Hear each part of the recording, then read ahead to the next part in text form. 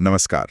आज हम CGST act 2017 के एक बहुत ही फाउंडेशनल हिस्से पर बात करेंगे। हाँ।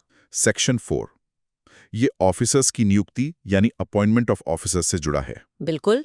और ये चर्चा हम खास तौर पर लॉ स्टूडेंट्स के लिए कर रहे हैं जिनको एक्ट रटना नहीं समझना है। सही, जैसे वाइवा या मूट कोर्ट की तैयारी हो। हाँ बिल्कुल। सोर्स के तौर पर हमारे पास ऑफिशियल सीजीएसटी एक्ट का पीडीएफ है।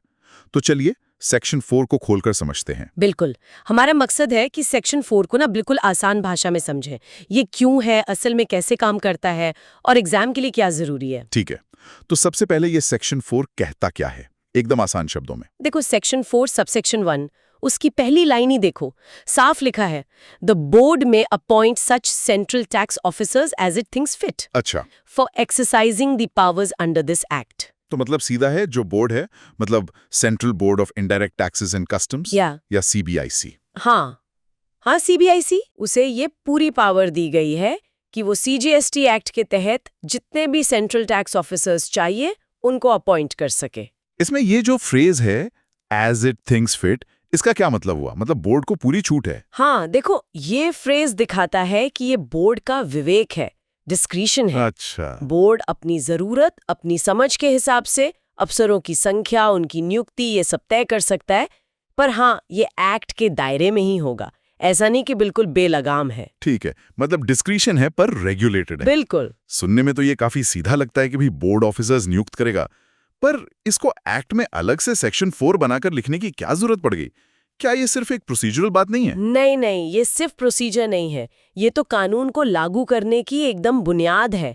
सोचो जरा, कोई भी टैक्स कानून है वो बिना अधिकारियों के कैसे चलेगा? हाँ, ये तो है। तो सेक्शन 4 वो लीगल पावर देता है जिससे एक एडमिनिस्ट्रेटिव मशीनरी खड़ी होती है। Administrative machinery? अच्छा। हाँ, यही अफसर तो है जो टैक्स कलेक्शन करेंगे, असेसमेंट करेंगे, ऑडिट, एनफोर्समेंट, ये सारे काम कौन करेगा? ऑफिसर्स ही करेंगे। बिल्कुल।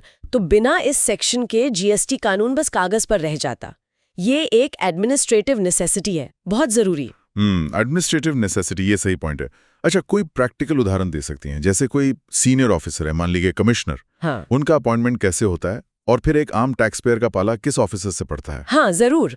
देखो, बोर्ड मतलब सीबीआईसी, वो नोटिफिकेशंस जारी करता है। नोटिफिकेशंस? हाँ। उन नोटिफिकेशंस के जरिए प्रिंसिपल कमिश्नर्स या कमिश्नर्स जैसे जो सीनियर ऑफिसर्स हैं उनको अपॉइंट किया जाता है। अच्छा। और एक बार ये नियुक्ति हो गई, फिर जुरिस्डिक्शन तय करने वाले ऑर्डर्स निकलते हैं। Jurisdiction orders, okay. हाँ, और इन्हीं ऑर्डर्स के बेस पर जो टैक्स पेयर्स हैं उनको किसी खास ऑफिसर के जुरिस्डिक्शन में असाइन किया जाता है, जैसे असिस्टेंट कमिश्नर हो गए या सुपरिंटेंडेंट। तो मतलब मेरी फाइल किस ऑफिसर के पास जाएगी, ये सेक्शन 4 की पावर और उसके बाद के जुरिस्डिक्शन ऑर्डर्स पे डिपेंड करता है। एग्जैक्टली, बिल्कुल सही। अच्छा, एक्ट में ना अक्सर कुछ फ्रेजेस आते हैं जैसे एज में बी प्रिस्क्राइब्ड या सब्जेक्ट टू सच कंडीशंस। क्या सेक्शन 4 में भी ऐसा कुछ है जिस पे ध्यान देना चाहिए? देखो, सेक्शन 4 में सीधे सीधे ये शब्द नहीं है, पर हाँ, जो अपॉइंटमेंट की प्रोसेस है, हाँ, प्रक्रिया, या अफसरों की क्वालिफिकेशंस है या शर्तें हैं, वो सरकार रूल्स में प्रिस्क्राइब कर सकती है।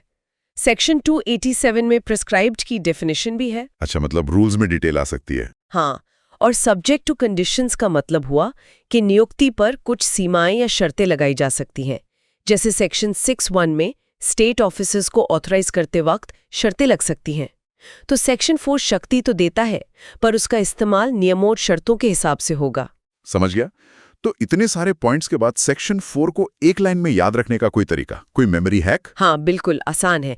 बस इतना याद रखो, सेक्शन 4 बोर्ड की शक्ति, ऑफिसर की नियुक्ति। सेक्शन 4 बोर्ड की शक्ति, ऑफिसर की नियुक्ति, बढ़िया है। हाँ, ये इसकी की है। Section 4 boards power, officers appointment. Okay.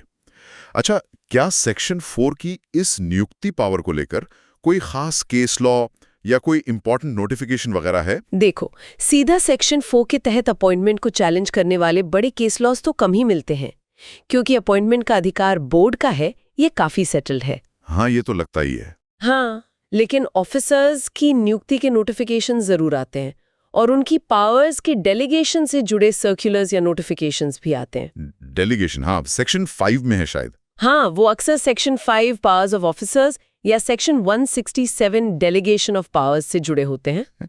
Appointment खुद तो गवर्नमेंट नोटिफिकेशन से ही होता है। ठीक है। और क्या ये सेक्शन अकेला है या दूसरे सेक्शन से भी जुड़ा है? जैसे सेक्शन 3 में तो ऑफिसर्स की लिस्ट दी हुई है। अरे वाह, बहुत अच्छा सवाल। ये अकेला नहीं है। सेक्शन 3 जो है वो उन अलग अलग रैंक्स के ऑफिसर्स की लिस्ट देता है जिन्हें बोर्ड सेक्शन 4 के तहत अपॉइंट कर सकता है। हाँ, जैसे प्रिंसिपल चीफ कमिश्नर से लेके इंस्पेक्टर तक। बिल्कुल। पर मजे की बात यह है कि सेक्शन 3 सिर्फ लिस्ट देता है। उन ऑफिसर्स को असल पावर तो सेक्शन 4 के तहत अपॉइंटमेंट से ही मिलती है। अच्छा, ये करेक्शन महत्वपूर्ण है। हाँ, और फिर आता है सेक्शन 5 जो बताता है कि ये अपॉइंट हुए अफसर कौन कौन सी पावर्स इस्तेमाल कर सकते हैं। तो 3, 4 और 5 ये तीनों मिलकर काम करते हैं। सेक्शन 3 में जो हायरार्की है और सीजीएसटी और एसजीएसटी ऑफिसर्स की नियुक्ति में क्या फर्क है, थोड़ा सा बता सकती हैं? हाँ, संक्षेप में देखो, सेक्शन 3 हायरार्की बताता है। सेक्शन 4 उस हायरार्की में सीजीएसटी ऑफिसर्स की नियुक्ति बोर्ड यानी सीबीआईसी को देता है। ठीक है, ये सीजीएसटी का हो गया। हाँ, और एसजीएसटी ऑफिसर्स जो हैं उनकी नियुक्ति संबंधित स्टेट गवर्नमेंट करती है अपने एसजीएसटी एक्ट के तहत। हालांकि प्रोसेस और पद लगभग सेम ही होते हैं। अच्छा, तो टैक्स पेयर के लिए इसका मतलब हुआ कि उसे पता हो कि उसका सीजीएसटी मामला कौन देखेगा और एसजीएसटी कौन। बिल्कुल। ऑफिसर के लिए ये उसकी नियुक्ति का लीगल बेसिस है और डिपार्टमेंट के लिए ये कानून लागू करने का टूल है। समझ गया। अब आखिरी सवाल, मान लीजिए वाइवा में सेक्शन 4 पर सवाल आता है, क्या पूछ सकते हैं और स्मार्ट जवाब क्या होगा? सवाल हो सकता है, सीजीएसटी एक्ट के तहत सेंट्रल टैक्स ऑफिसर्स कौन अपॉइंट करता है? जवाब सीधा है, द बोर्ड यानी सीबीआईसी सेक्शन 4 के तहत। सेक्शन 4 जरूर मेंशन करना है। हाँ, बिल्कुल। या पूछ सकते हैं सेक्शन 4 का महत्व क्या है? तो जवाब होगा, ये सेक्शन जीएसटी एडमिनिस्ट्रेशन की नींव रखता है, बोर्ड को ऑफिसर्स अपॉइंट करने की लीगल पावर देकर, जो टैक्स सिस्टम चलाने के लिए एकदम जरूरी है। स्मार्ट जवाब में सेक्शन नंबर और उसकी एडमिनिस्ट्रेटिव नेसेसिटी पर जोर देना चाहिए। एडमिनिस्ट्रेटिव नेसेसिटी, हाँ, ये की टर्म है। हाँ जी, बहुत बढ़िया। तो हमने देखा कि कैसे सेक्शन 4 जो देखने में शायद छोटा लगे, असल में पूरे जीएसटी प्रशासन के ढांचे की चाबी है। बिल्कुल। और जाते जाते बस एक बात सोचने के लिए, अगर सोचो बोर्ड को ये as it things fit officers appoint करने की पावर ने दी होती हाँ, और हर अपॉइंटमेंट संसद या कोई और बॉडी करती, तो जीएसटी जैसा बड़ा रिफॉर्म लागू करना कितना मुश्किल और धीमा हो जाता है ना। हाँ, बहुत मुश्किल होता। ये सेक्शन दिखाता है कि इफेक्टिव एडमिनिस्ट्रेशन के लिए कानून में थोड़ी एडमिनिस्ट्रेटिव फ्लेक्सिबिलिटी कितनी जरूरी होती है। सही कहा, एडमिनिस्ट्रेटिव फ्लेक्सिबिलिटी, ये जरूर सोचने वाली बात है। हाँ, तो अगली बार तक इस पर विचार करते रहिए।